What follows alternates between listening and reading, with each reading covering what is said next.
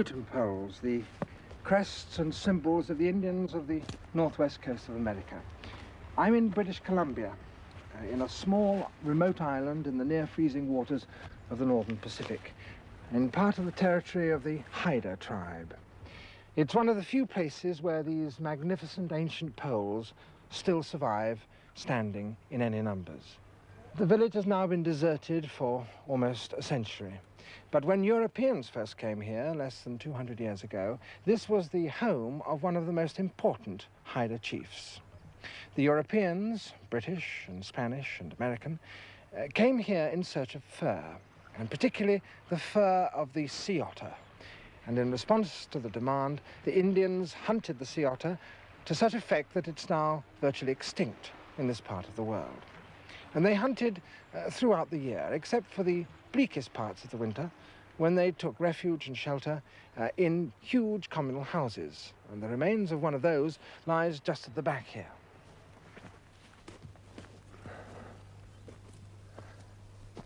These huge timbers were the beams of the house, and they stood on those house posts there, 10 feet above the ground.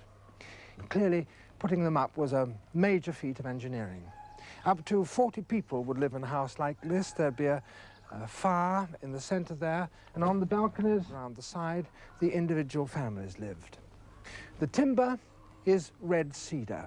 It's a superb tree that grows over 200 feet tall, and it was that tree that the Indians used for their totem poles, which are among the largest wooden sculptures ever made by men anywhere. Some of them were 60 feet high, and they stood in magnificent lines along the front of the villages. The sight was so spectacular that right from the early days of the camera in the 1870s and 1880s, photographers trekked across America to the Pacific coast to take pictures like these.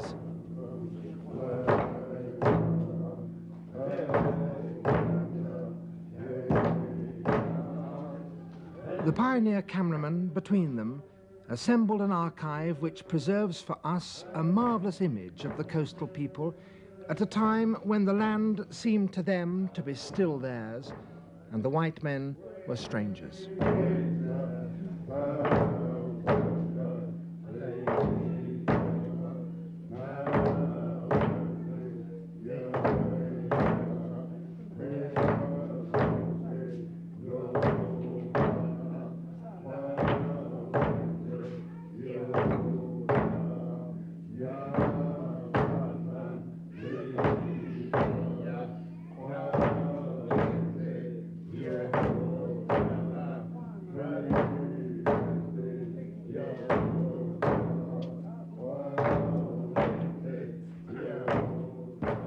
These vivid, moving portraits were taken on the coast by Edward Curtis. He worked there between 1912 and 1914 and produced the most complete photographic record of all up to that time.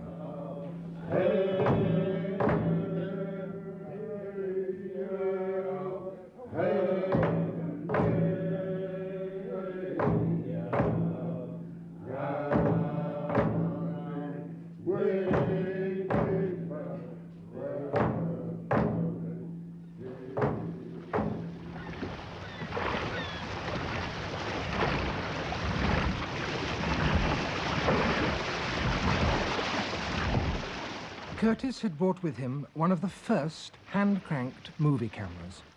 Even at this time, things were changing fast, but he was able to assemble people who remembered the way things were before the white man came, and who could dance on their great canoes in the way that they used to do when they paid ceremonial visits to their neighbors or set out for war.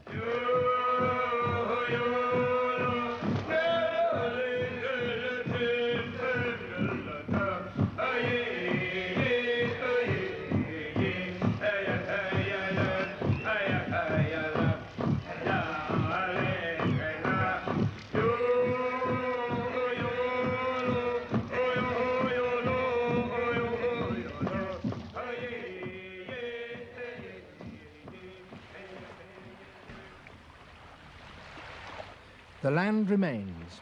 It is beautiful and harsh, Its waters are so cold that in winter a man falling into them would be chilled to death within minutes.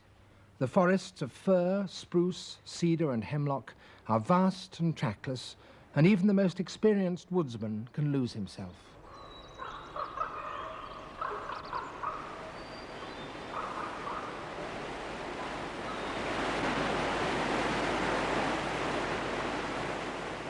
But it is a rich land. There is meat for the hunter and some of the most sumptuous warming furs in the world to be gathered by the skillful trapper. But its greatest wealth lies in its waters. The rivers teem with fish. In the summer and autumn, salmon swarm upstream in such extravagant numbers that they're easily caught by any of the inhabitants of the forest who might relish a feast of fish.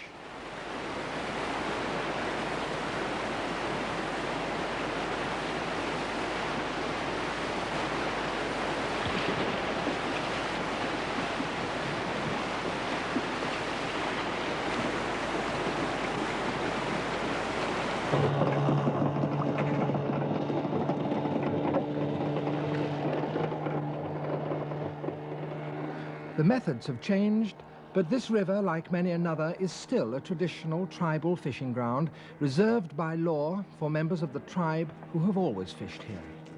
Today, the skill is not to throw a fish spear with force and accuracy, but to spot a shoal of migrating salmon on their way upriver and rapidly to encircle them with a seine net.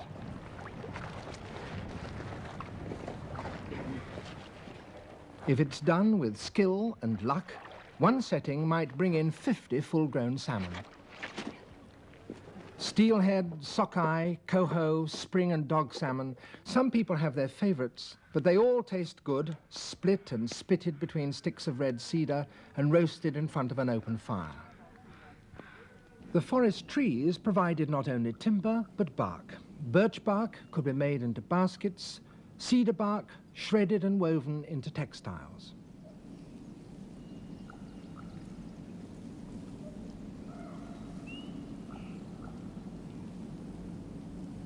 Beneath the trees grow bushes that yield abundant food to those who know how to take it. Strawberries, wild rhubarb, huckleberries, soapberries that will whip into a froth. With such abundance, the people had no need either to cultivate crops or to keep any domestic animals. But the forest, which provided them with so much and on which they relied so heavily, is also dark, mysterious, and filled with echoing noises. It's scarcely surprising that it became in the minds of the people a brooding force populated by a host of powerful beings, both visible and invisible.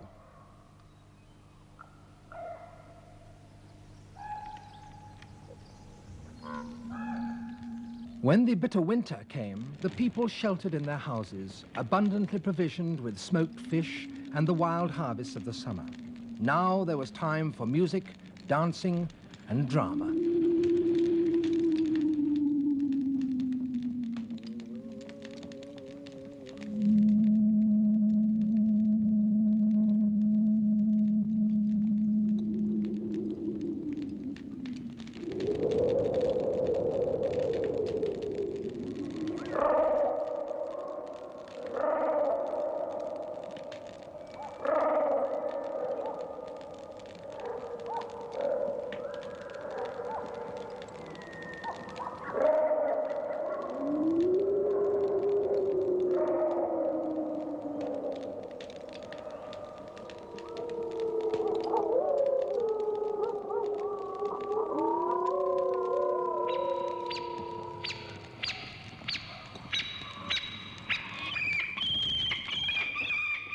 The people had a genius for the theatrical. Some masks were made with changeable mouthparts, so that a dancer who turned away for a moment could turn back transformed. All sorts of spectacular illusions were invented. Maidens were locked in chests, burnt to ashes in a fire, and then miraculously brought to life again. And spirits were conjured out of boxes and made to gesture on command.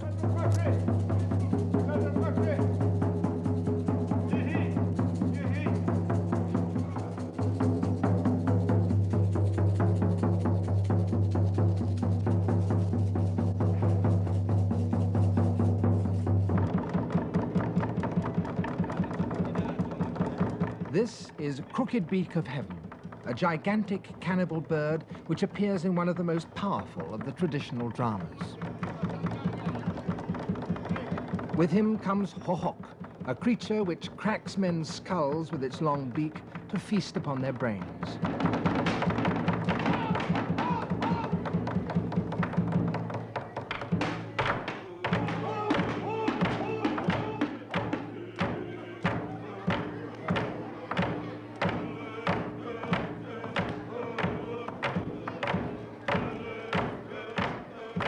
The third spirit in this horrifying trio is a creature which plucks out men's eyeballs, a supernatural raven.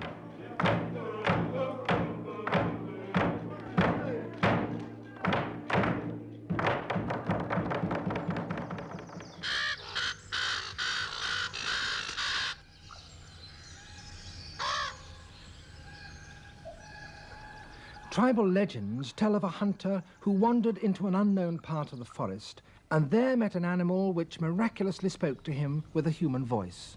In some versions it's a bear, in others a raven.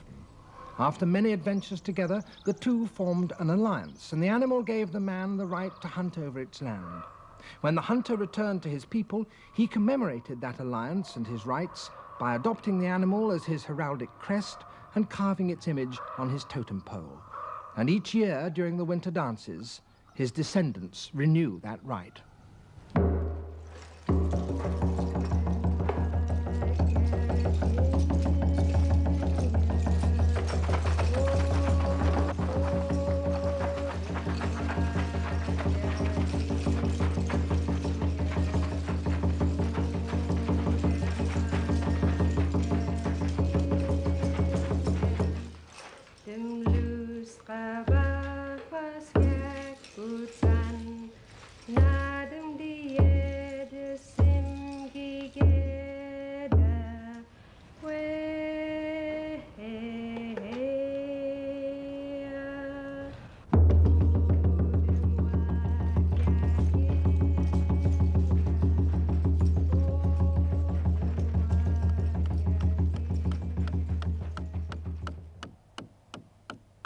The art of carving masks and totem poles was nearly lost, but today there is a new surge of interest among the Indians.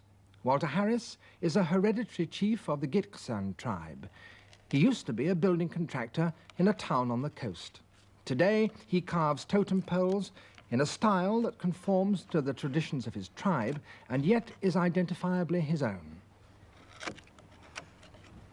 His poles are in great demand. Californian millionaires commission them for their gardens. Canadian municipalities want them for their parks.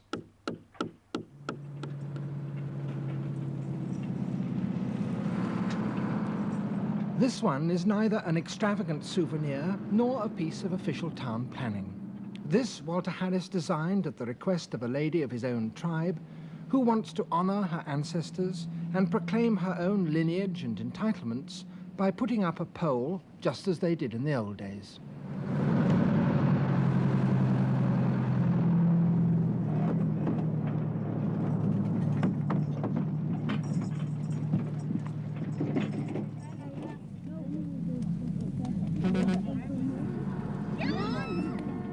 The pole is to be erected in the little settlement of Kispioks in the tribal lands of the Gitxsan.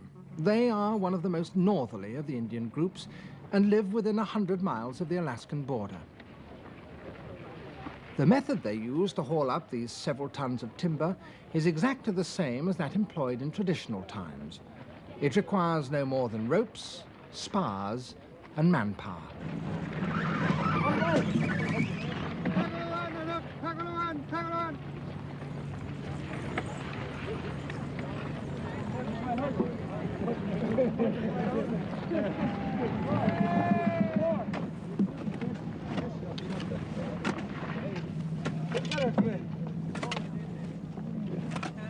The pole joins others belonging to the village, most of them between 50 and 100 years old. The owner of the new pole is Mary Johnson. This pole's name is Elast. That means one great big fireweed. That's one horn goat.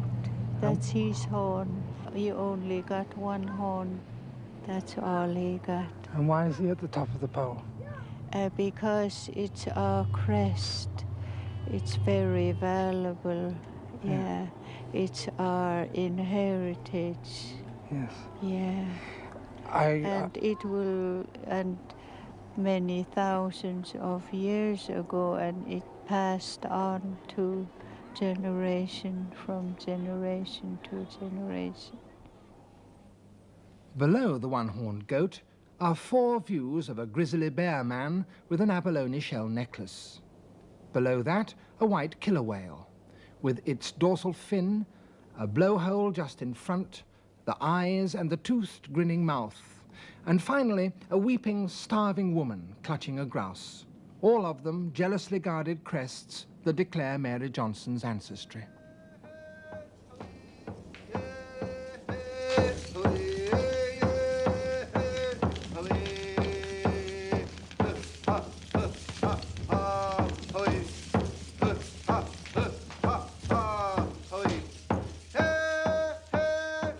Kasan, where Walter Harris carves poles, is a centre of the revival of Git Kasan arts. Not only is there wood carving, masks and boxes as well as poles, but ceremonial blankets are being woven once more. House fronts are being painted with new versions of old designs. Silver engraving might seem to be a new craft for the Git Kasan, but in fact it has a considerable antiquity, for people here wore splendid silver bracelets over a century ago and embellished them with just such patterns as the ones on this box.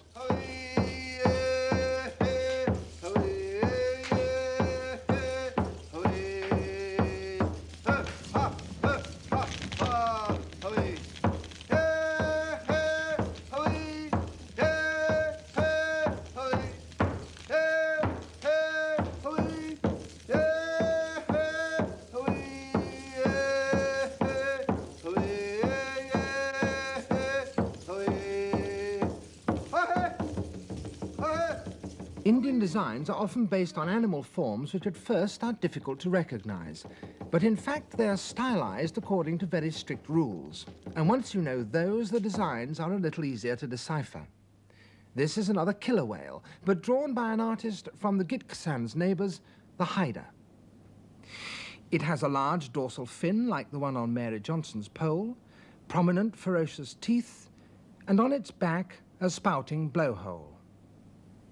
It's the work of Bill Reed. What's this one?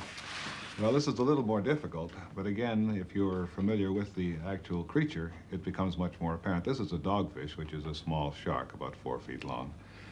And it's seen from the underside. So this is a typical downturned shark mouth.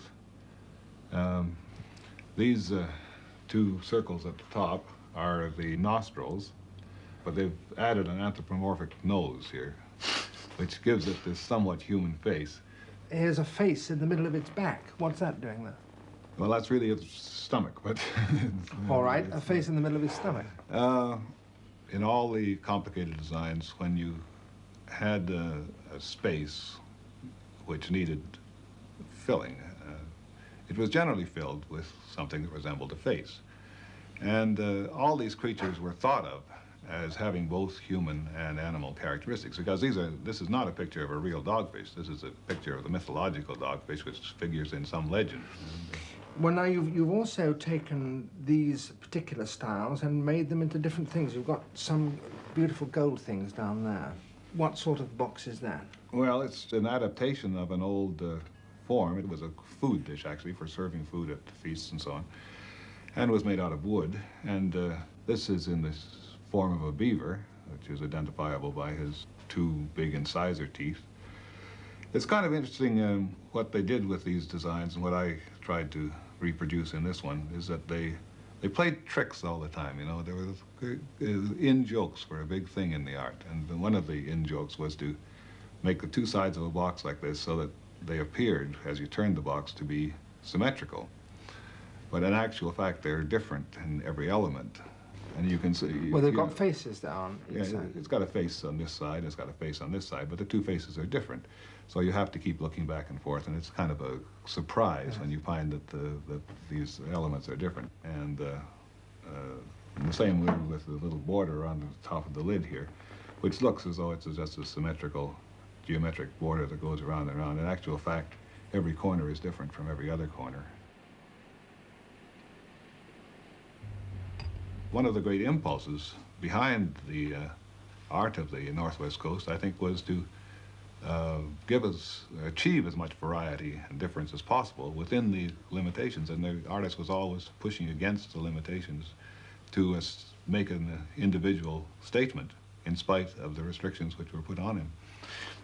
So that it was essential that he had rules against which to press, as it were. Yes, I think this is the thing that probably makes the Northwest Coast art as appealing today as it is the enormous tensions which lie within the designs. And part of that tension does come from the rigid rules which the artist was always pushing against. And I think this is a very tense, almost anxious art form in some ways. I think there were tensions, contradictions, anxieties, which had to be released in some way. And I think this enormous production of art was a device which they evolved to take care of this situation. Because it could be that the Northwest Coast was one of the oldest continuous cultures in the world, and they had worked out a pretty stable way of life. And certainly the art must have been tremendously important to them, because they devoted so much of their time and energy to the production of these things. Both the Haida and the Gitkasan carved poles and left the wood plain and unpainted.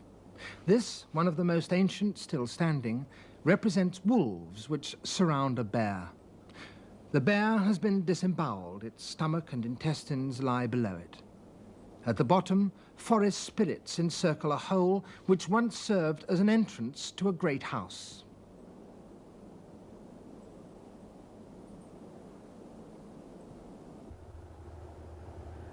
But this pole is very different. Powerfully carved in 3 dimensions and brilliantly painted. And it's different because we've come 300 miles south to a different country, the land of the Kwakiutl people. This is Alert Bay, almost the only place on the entire Northwest Coast where the old traditions of carving and music and dancing have remained unbroken since early times. And this pole is itself an indication of that continuity of tradition. It's certainly one of the finest poles still extant, and yet it was carved in comparatively recent times, sometime in the 20s, by Willie Seawood, one of the greatest of the Kwakiutl carvers. It represents a Tsunukwa, the wild woman of the forest, her red lips pouting as she hoots, a noise which they say you can still hear in the forest sometimes. And on her head, another impressive emblem figure, the Thunderbird. The Kwakiutl have produced some of the most flamboyant sculpture on the coast. This figure has been given a hat with a bucket for a crown and a motor tire for a brim. And whilst other tribes have favoured austere, unpainted wood, the Kwakiutl, particularly in recent times, have delighted in vivid colour.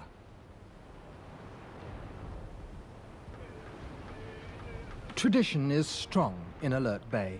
The people have recently built a new ceremonial house, and there are still people here who took part in Edward Curtis's film of the spectacular dramas that were held in such places.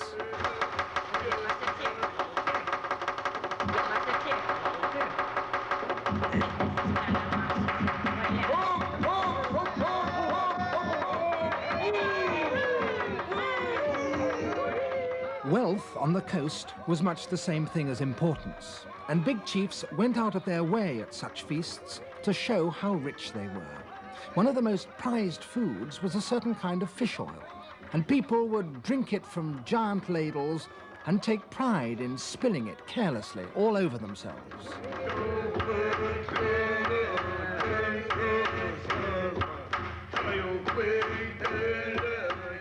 There were some feasts called potlatches, at which new rights or a new rank or standard was conferred on a chief. The people who came to witness such investitures not only shared in the feast, but were given extravagant presents. All kinds of goods were handed out: pots and pans, trade blankets by the hundred, bags of flour by the ton, furniture, banknotes, even canoes. Giving away one's wealth publicly, of course, is not unknown in Europe or elsewhere as a way of gaining prestige and a place in the aristocracy. And it was the same here.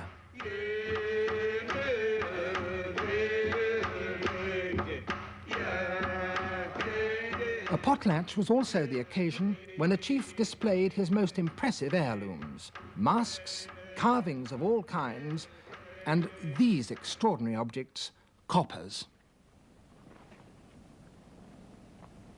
They are made from sheet copper. Some of them have designs painted on them like this, some are plain, all are extremely valuable. And the display of a copper might form the climax of a potlatch. Indeed, coppers became more valuable the greater the number of potlatches at which they were displayed. Sometimes a chief would offer a copper for sale to a rival who had to buy that copper at the price that was last paid for it, plus a bit more, or else be shamed. And so some coppers became worth literally thousands of dollars. They're a bit like banknotes.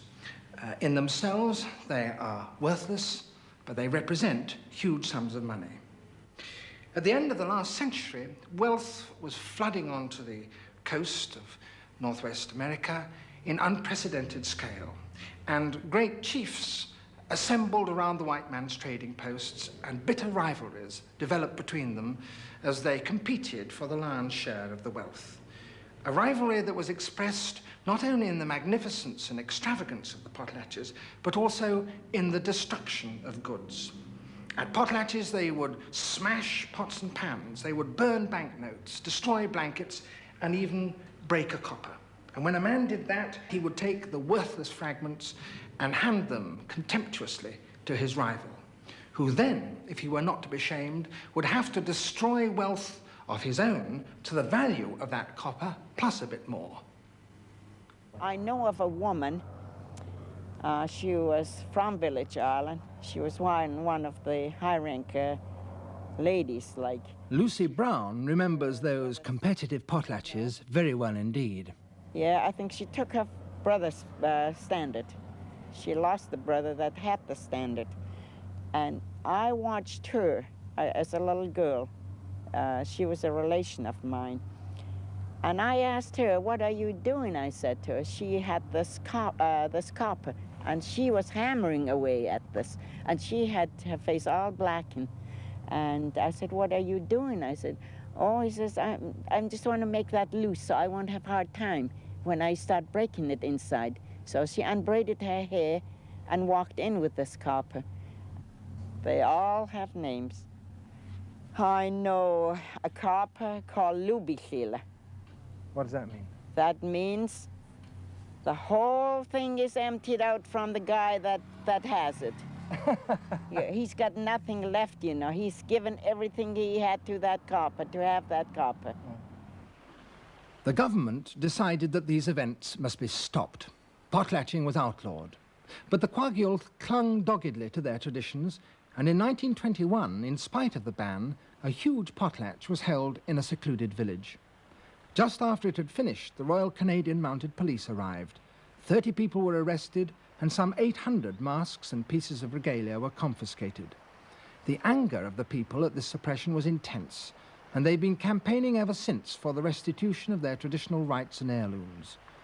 Potlatching is no longer forbidden, but the precious objects have still not been returned. The people have now made a film of their own to make their case in public. They're even building a museum to house the heirlooms when they are returned. But at least potlatches can now be held openly once more as an honourable way of acquiring and proclaiming one's rank and position. Alert Bay is a wealthy community with a thriving fishing fleet run by men of substance who respect and support the aristocratic structure of their tribe.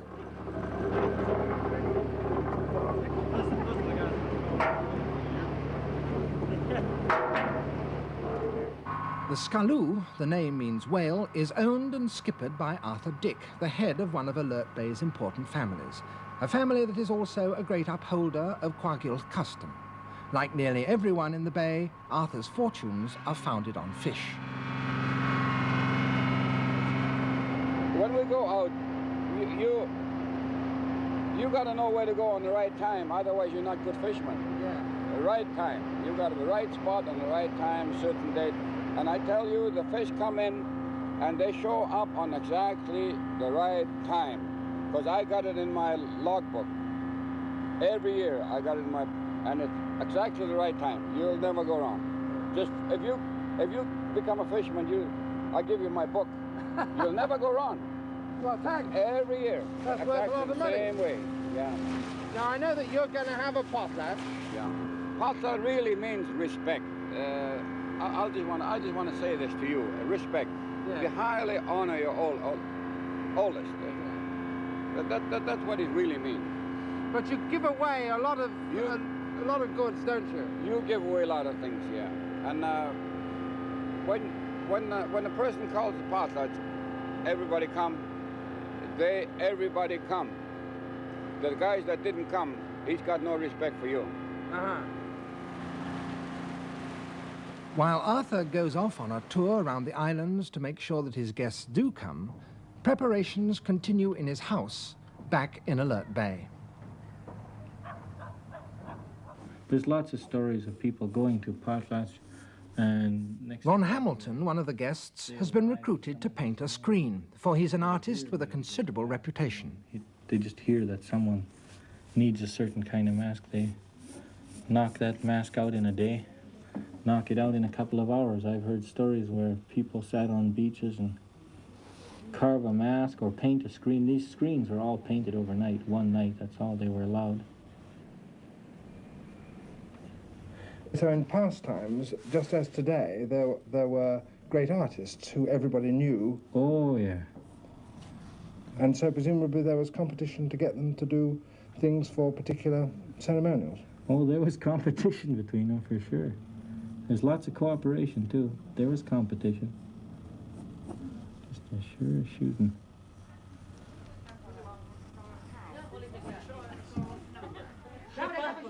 While Ron works, the women folk are sewing white ermine fur onto plaited red cedar bark headbands. A hat worn before on many ritual occasions must be refurbished with iridescent shell. And the old ladies retell stories of potlatches of their youth and of the reckless, splendid extravagance of the great chiefs of the past.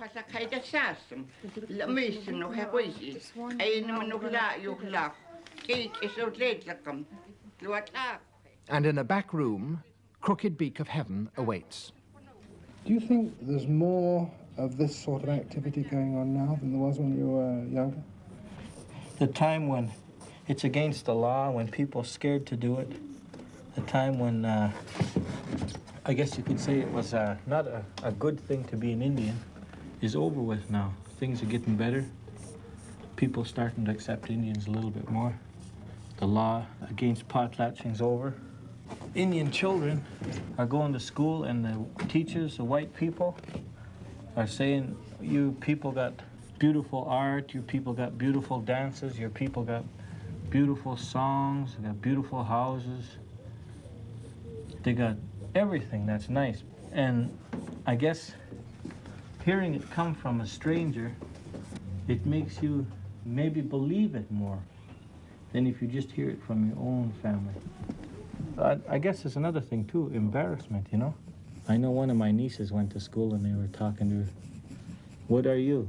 Well, I'm an Indian. Oh, you got an Indian name? No. Oh, well, you talk Indian language? No. You live in an Indian house? No. You got Indian dress? No. Well, how come you're Indian? What makes you Indian, see? And that's embarrassing. So maybe the Indians just want to know more about their own lifestyle, I guess. Arthur Dick need have had no worries about the number of guests who would come to his potlatch. The big house is crowded to capacity.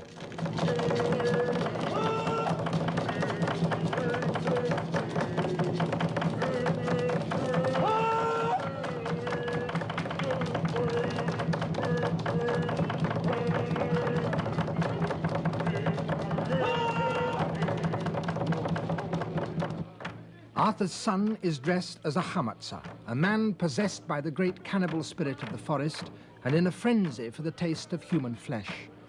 In former times, men could only dance this if they had undergone an arduous initiation, living alone in the forest for months and becoming totally wild and uncontrollable as the spirit took hold of them.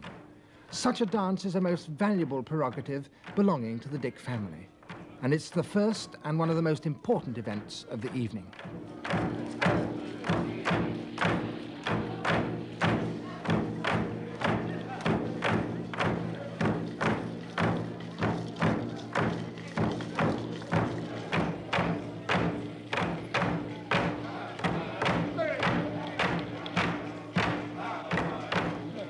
The cannibal Hamatsa has been tamed and turned into a colus, a creature rather like a young thunderbird.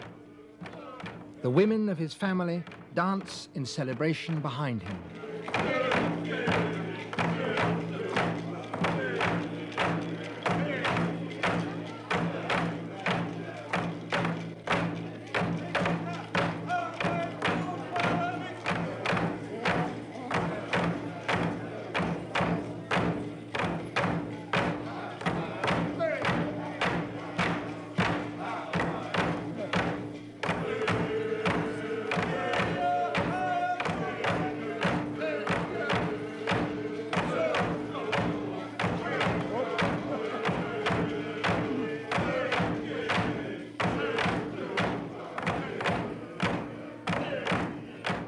Lucy Brown is dancing with a copper, one that is so well used that it's lost 3 of its panels.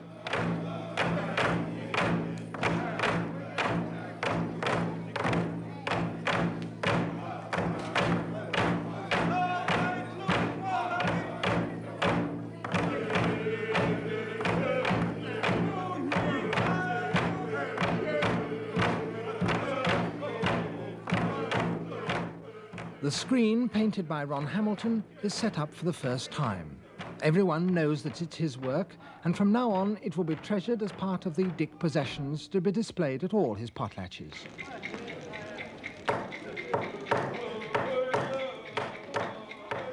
One of Arthur's granddaughters, in her refurbished hat, dances in front of it. The privilege to dance in this way was brought to the Dick family when one of his forebears, several generations back, married a woman from the Nootka people, the Kwagulth neighbors to the west.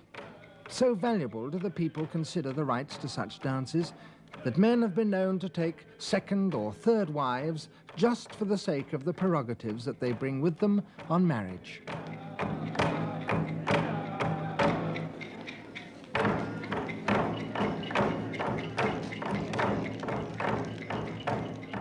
The children have their own special rights. These are wearing masks that represent the daylight, for this is a dance of the dawn.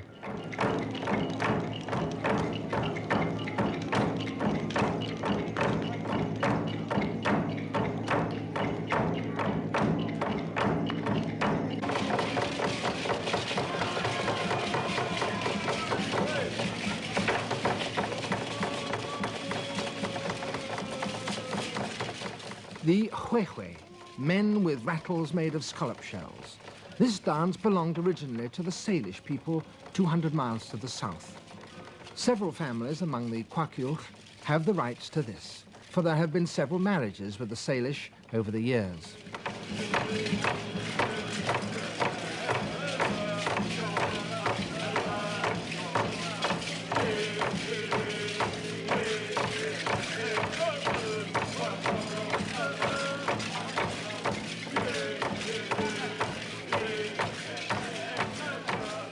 One of Arthur's relatives scatters coins, and the children scramble for them.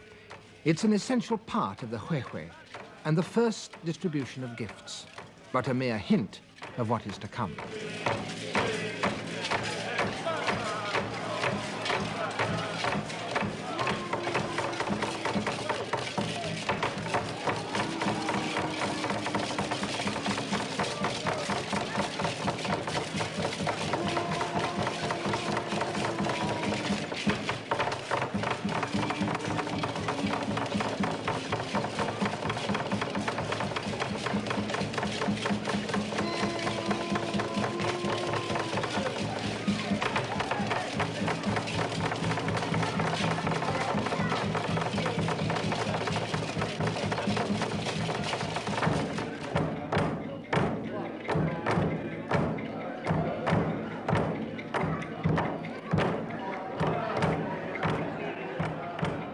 And now comes another chametza, an old man who was initiated into the chametza rituals many years ago when the customs were more strictly adhered to than they are now.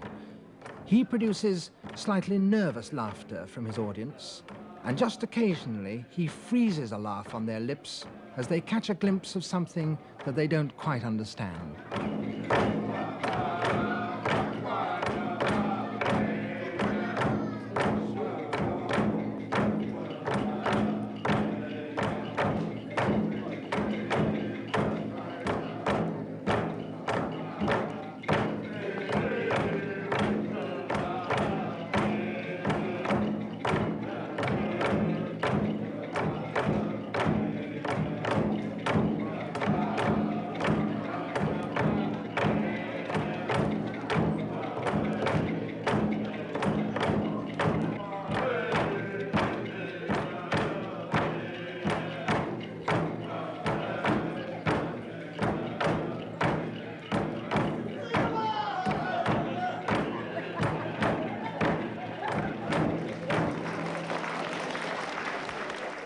Arthur Dick's new honours are now conferred upon him by a high-ranking chief.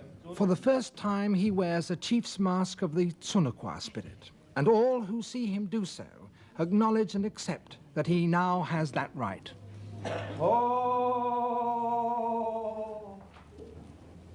Ho! Ooh!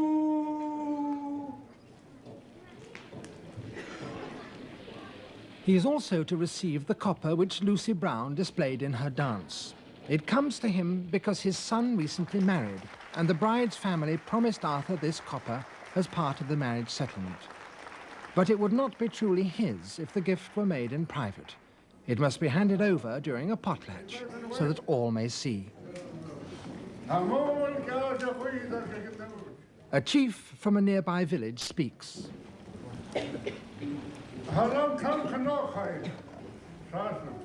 I rejoice that Arthur Dick has received from the family of his daughter-in-law the copper Karatola. I am pleased that he has stood up in the ways of his ancestors and that he has done this thing, that he has given this potlatch.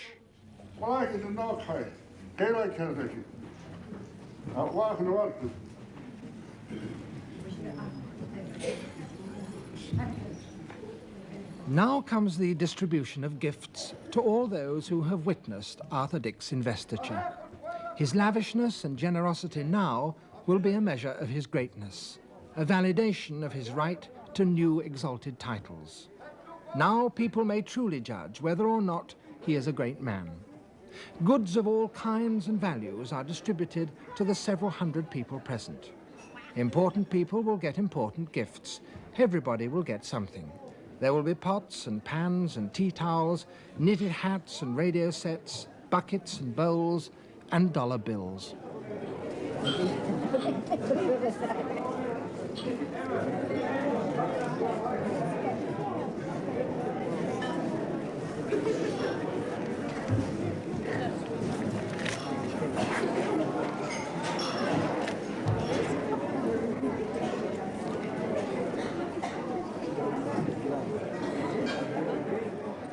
There are calculating eyes in the audience.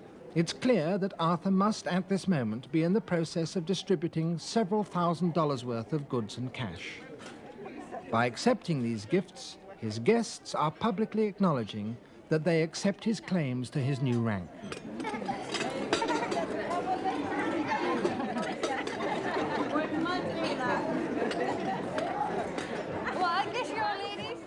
It's long past midnight. Dancing and singing has been going on for over 8 hours. The Dick family have done their audience and themselves more than justice.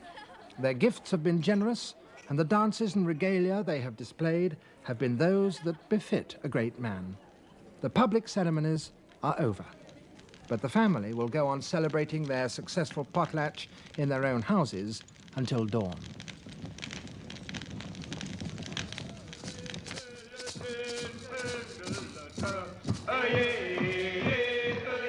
Three days later, Crooked Beak of Heaven is dancing again, for this is the beginning of the new fishing season.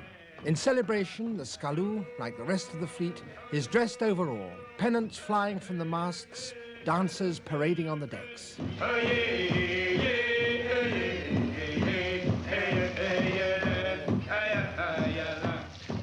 Once again, the Kwagylch will be putting to sea to fish in the waters that have provided them with such riches ever since they settled here on the northwest coast of America.